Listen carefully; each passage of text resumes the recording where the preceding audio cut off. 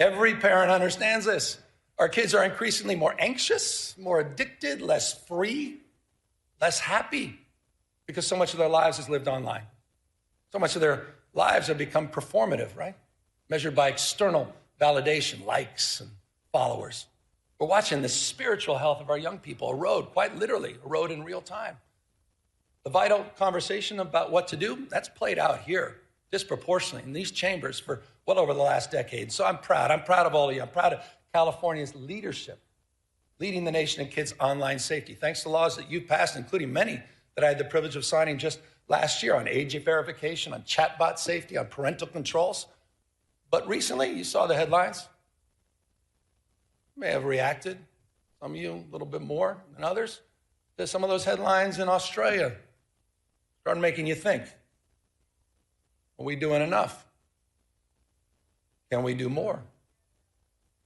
And so the consequences of getting it wrong, you all understand, it's too apparent. Depression, social isolation, some cases, even marginal radicalization, if you think I'm overstating it. What's going on with our young men? What's going on with our boys? Not just online, but also offline. And forgive me for this. I paint a tougher picture, but I thought it was important. You walk into a morgue, you see 5 young people who may have taken their life by suicide. 4 are men. Boys are 14 times more likely to be incarcerated. Boys, 3 times more likely to die from an overdose, twice as likely to be homeless. 1 out of 7 men doesn't even have one friend. Half, this is interesting, may not be surprising to some of you, half of young men have not even asked a woman out on a date in person. Men are struggling, boys are struggling. The good news is we're responding in this state. I was proud to recently issue an executive order that, among other concrete actions, creates a new service challenge. We call it the Men's Service Challenge. We're calling on 10,000 young men to step up as tutors and mentors and coaches and leaders in their communities. I think that's important. We need more young men. By the way, I saw my wife. She was kind enough to stand up. This is not an ad. But about 20 years ago, she did a landmark film about the misrepresentation of women and girls called Misrepresentation. Oprah bought it. It was very well received. 2 years later, she followed up with a documentary most folks forgot about called The Mask You Live In, 2015, about masculinity and the crisis of masculinity. Not in a toxic sense, not in a pejorative sense, but what was happening with men and boys over a decade ago. This issue is a real issue, and it is not a zero-sum issue. This is not a zero-sum issue. We'll continue nation-leading efforts for women and girls, but we have to address this issue. And it's not, again, just addressing the issue through service that's targeted at boys. It's also service that extends through our larger Service Corps initiative in California. I think this is important. California's Service Corps is now larger than the Peace Corps. No other state can lay claim to that. We have service matters. Shared experiences matter. You want to deal with all this crisis and all this stress? Shared experiences. No one's asking who you voted for. No one asks you where you live. Shared experiences. And we have a College Corps program in this state you have funded. Thank you. The College Corps program, unlike anything else in the United States, over 3,500 students are earning up to $10,000 to reduce their cost of education. And what we ask for in return is 450 hours of service. Service, I'm a Sarge Shriver guy. Service, he said, is the heart and soul of what binds us together. Helping personal character, helping with friendships, as well as helping with careers. And on the career front, I also want to highlight something that you funded. I want to highlight the progress you've made. I want to thank you for the commitment. We created the state's first master plan for career education. It was a 3-year process. We just recently completed it. Creates these seamless, debt-free pathways from school to high-paying jobs with or without college experience. We're integrating new training, strengthening these regional partnerships, and building a new career digital passport so people can track their skills. We set a goal of 500,000 apprenticeships by 2029. Today, we have exceeded that goal. Over 600,000 earn and learn opportunities, more than any other place in the country, have been funded by all of you in this chambers. That is a big accomplishment. No other state can lay claim to that. Apprenticeships matter. And these are folks in the skilled trades, right? These are the electricians and the laborers and the carpenters. And by the way, they're already at work strengthening and building the physical foundations of our state. Right now, in the state of California, we are building more infrastructure projects than at any other time since Governor Pat Brown. That is a fact. It's a fact. And by the way, we've got a website called build.ca.gov. And you'll see when you go to that website, into your districts, into your community, you'll see the progress. $109 billion currently underway, more than 28,000 separate projects supporting over 200,000+ jobs to strengthen this state. Environmental restoration, energy projects, roads, bridges, water, power, rail, ports, broadband, which we're getting done for rural communities. Sites Reservoir, the first above-ground water storage in half a century, as well as the world's largest battery and solar storage project, 2,300+ megawatts in Fresno County, all moving forward, but also moving forward under California's new fast-track permitting authority that you authorized 2 years ago. Getting it done and getting it done faster.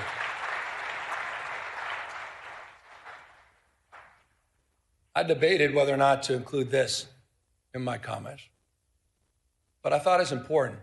My gosh, how about mis and disrepresentation? How about mis and disinformation? Pick up on permitting, fast tracking. We're also laying tracks. Laying tracks in the nation's first high-speed rail system.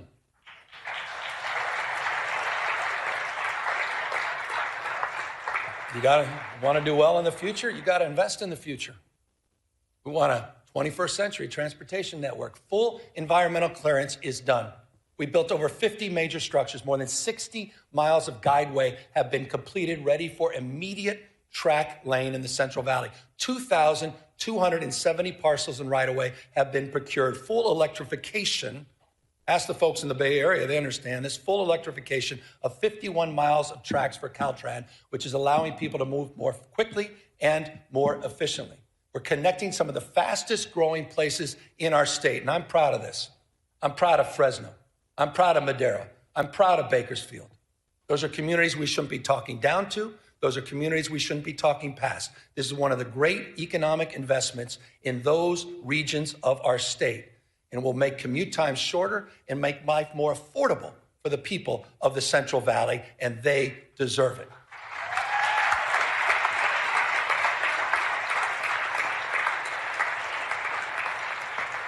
By the way, affordability, it's not a word we just discovered. Certainly not a hoax. So just briefly, here's the way we think about it. I think the way most of us think about it, it's not just one issue. It's a stacking of many, many issues on top of each other. But the one issue that impacts more things in more ways on more days, pretty self-evident, cost of housing. It's really California's original sin. For decades, it's true. For decades and decades, the California housing reforms have been sort of notable for delay, often even denial. That said, a few years back, we got to work. In 2019, we passed the strongest statewide renter protections in the United States of America. We did that together. In the past few years, we have enshrined the most consequential housing reforms in our state's history. Just last year alone, and I'd have to name check about 20 of you. Scott Buffy among many. But I'd probably lead with those two. I was proud to sign 61 housing reform bills, clearing away regulatory thickets, forcing local governments, often resistance, to get in the game, and modernizing our environmental review. But we obviously have more work to do. And this year, I hope we can work together, legislature, to focus on the cost of construction, focusing on utilizing new building methods and new technology that are worker-centered reforms that must bring our brothers and sisters in labor along with us. We have that opportunity this year to build on that. There's another area that also requires our, I think, urgent attention, and that's the institutional investors that are snatching up homes by the hundreds and thousands at a time. These investors are crushing the dream of home ownership and forcing rents too damn high for everybody else. And I just humbly submit, I think it's shameful that we allow private equity firms in Manhattan to become some of the biggest landlords here in our cities in California. It's time to tackle that issue, and I look forward to working with all of you to address it. So in the next few weeks, I've heard from a number of you on this, and I think there's some bills in this space. I look forward to working with the legislature to combat this, at the end of the day, it's just monopoly, monopolistic behavior, and strengthen accountability, level the playing field for working families. And that's going to mean more oversight and enforcement, and it potentially is going to mean changing some of our state tax code to make all of this work. Look, Malia liked the word tax. Housing is just one component. Housing is one component on this stack of affordability challenges that we face. And that's why our stack of solutions has included more than tripling the earned income tax credit in this state and providing some $7.6 billion back into the pockets of people since 2019. We've created the Young Child Tax Credit, the Foster Youth Tax Credit, new programs that we created together. And I'll remind you, we increased paid sick leave and paid family leave, allowing eligible workers, this is important, just went into effect, to receive up to 90% of their wages while they're raising and supporting their families. Few states in America are doing that. Through all of these programs, through all of these targeted tax credits, these rebates and program expansions, the average California family now saves $18,000.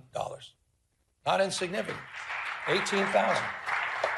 But I also am mindful and recognize that the new cost of eggs is now your energy bill. The number one driver, by the way, number one driver of your increased energy bills over the last decade has been the cost of hardening our infrastructure and other wildfire-related costs. Respectfully, significantly, not exclusively driven by climate change. That's why I was proud to work with all of you to extend our nation-leading Cap and Invest program for another 2 decades. But when we did this, we were mindful of this crisis as it relates to utility bills. And we provided in that extension close to $60 billion in rebates for your monthly energy bills. This legislature did that. That is a meaningful accomplishment to address the issue of affordability. We also worked across our differences, finally, after years and years, to come up with a new energy market, a regional energy market that will also increase reliability at the same time it lowers energy bills. By the way, one of the things that's not high, interestingly, unsurprisingly in California, is our uninsured rate. 6.4%, it's among the nation's lowest. In addition to our healthcare expansion, no other state has done more in that space. We also subsidize some 370,000 people to help bring down the cost of their health insurance through Covered California. But respectfully, it's not good enough just to subsidize healthcare costs. We need to lower them fundamentally. And we're doing just that, working together through our CalRx program. We launched our own generic drug label. Just last week, we released and launched a insulin pen at just $11. No other state can lay claim to that. It is now available to Californians. By the way, it's just like we did with naloxone last year and other life-saving drugs. So it's in that spirit that we focused on reforms, including in our mental health and homeless space. And I want to just acknowledge, when I got here, We had no homeless plan. We had no housing plan. We had no mental health plan. There's no accountability. There was little investment. Not a knock. It just wasn't the focus, the priority of Sacramento. It was the responsibility of cities and counties. I know this intimately as a former mayor. When I was mayor, I never thought about calling Arnold Schwarzenegger and say, what the hell are you doing on homelessness? Wasn't even in my consciousness. It was responsibility exclusively of cities and counties. That has fundamentally changed. We crafted new statewide programs. Just think about this. Don't forget about it. You funded Home Key. You funded Project Room Key that together have taken, quite literally, PolitiFact this, 72,000 people off the streets by converting hotels and motels and other properties into long-term housing. And by the way, we're seeing results. We're seeing results. Early data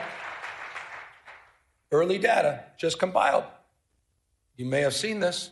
We just released it. Early data shows, and this is the important number, unsheltered homeless. That the number of unsheltered homeless in California dropped almost double digits, 9% last year in 2025. It dropped in the state of California. First time in over a decade and a half that we can lay claim to that. LA down 10.3%, Riverside down 19%, Contra Costa County down 34.8%. And I'll remind folks, by the way, you think this is unique to California? Overall homelessness in the United States of America went up 18.13% last year. California, 2025, unsheltered homeless, 9% reduction. First time in almost 2 decades. So the investments are paying off, and of course, it's not good enough, particularly for those living on the streets, self-medicating with drug and alcohol addictions, those suffering from bipolar disorder, schizophrenia, and paranoia. But because of your leadership and new tools to address this issue, we've modernized California's landmark conservatorship laws for the first time in over half a century. You created Care Court, a new legal framework to connect people with untreated psychosis to court-ordered services and housing. And the California voters, they did their part. They supported Proposition 1 with a passage in 2024, $6.38 billion. Here's a brief update for folks that just think this is all going to go away on its own and we don't have to make investments. In just 18 months since the voters approved that program, we've already approved 70% of the new treatment beds and slots that were promised under Prop 1. It's the fastest distribution of bond money in California's history. The fastest. 4,000, here's a numeric, 4,236 new locked and unlocked mental health beds, 18,875 new outpatient beds. It's a big deal. And on July 1st, in just a matter of months, this year, we'll implement the second phase of Proposition 1 by redirecting $1 billion a year in annual mental health funding for housing and treatment for people living on the streets, providing counties what they've been asking for, $1 billion predictable every year. So I say this with love and respect to the counties. No more excuses. It's time to bring people off the streets and out of encampments and into housing and treatment. No more excuses. You've done your job, members of the legislature. We have. No more. State vision is realized locally. Localism is determinative. Just is, period.